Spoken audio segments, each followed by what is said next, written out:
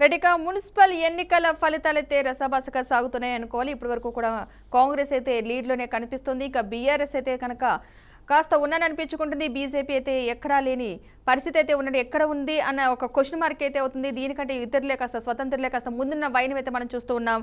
Right, ఇక municipal ఎన్నికలకు ఫలితాలకు సంబంధించిన పూర్తి వివరణ విశ్లేషణ అందించడానికి మనతో పాటు జాయిన్ అవుతున్నారు అనలిస్ట్ వెంకటేశ్వర గారు. నమస్తే అండి. ఓకే, ఈ మున్సిపల్ ఎన్నికల ఫలితాలకు సంబంధించి ఏం చెప్తారు ఇప్పటి వరకు కూడా చూసుకున్నట్లయితే? ఈసారి మున్సిపల్ ఎలక్షన్స్ సందర్భంగా కొంత ఏదైతే హాంగ్ అని మీరు చెప్తున్నారు, అలాగే గతంలో లాగా ఏదో అధికారంలో ఉన్న పార్టీకి వన్ సైడెడ్ ట్రెండ్ కాకుండా కొంత స్థానికంగా ఉన్నటువంటి లీడర్షిప్ ఆధారితంగా ఓట్లు పడ్డట్టుగా మనకు అర్థమవుతుంది. అంటే ఓన్లీ కంప్లీట్ వన్ సైడెడ్ అయితే లేదు. ఈవెన్ మనం చూసాము, జనసేన లాంటి కొత్త పార్టీలకు కూడా ఈరోజు ప్రజలు ఆదరిస్తున్నారు అనేది అర్థమవుతుంది. ఓవరాల్ గా అక్కడ ఉన్న లోకల్ లీడర్షిప్ వాళ్ళ యొక్క ప్రజల్లో ఉన్న ఆదరణ బట్టి ఓట్లు పడుతున్నట్టుగా అర్థమవుతుంది. జనరల్ గా అధికారంలో ఉన్న పార్టీకి వన్ సైడెడ్ గా, ఎందుకంటే స్థానిక సంస్థలు అంటే ఈరోజు కేంద్ర రాష్ట్ర ప్రభుత్వాలు వీరికి డైరెక్ట్ గా ఒక థర్డ్ టైర్ ఆఫ్ గవర్నెన్స్ అనే హోదా ఇవ్వలేదు.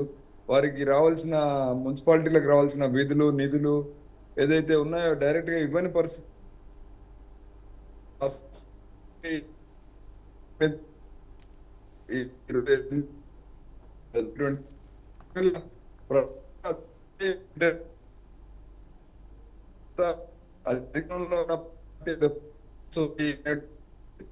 కానీ దానికి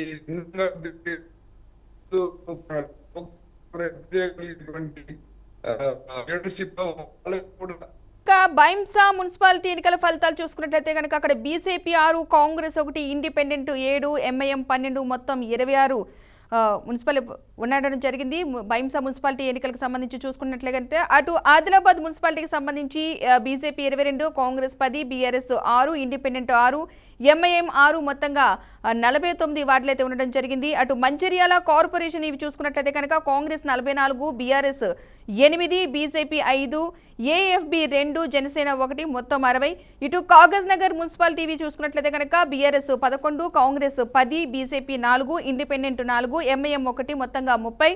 ఇటు ఖానాపూర్ మున్సిపాలిటీ ఫలితాలు చూసుకున్నట్లయితే కనుక బీఆర్ఎస్ అయితే 4, బీజేపీ 4, కాంగ్రెస్ 3, స్వతంత్రులు 1, మొత్తంగా టోటల్గా 12.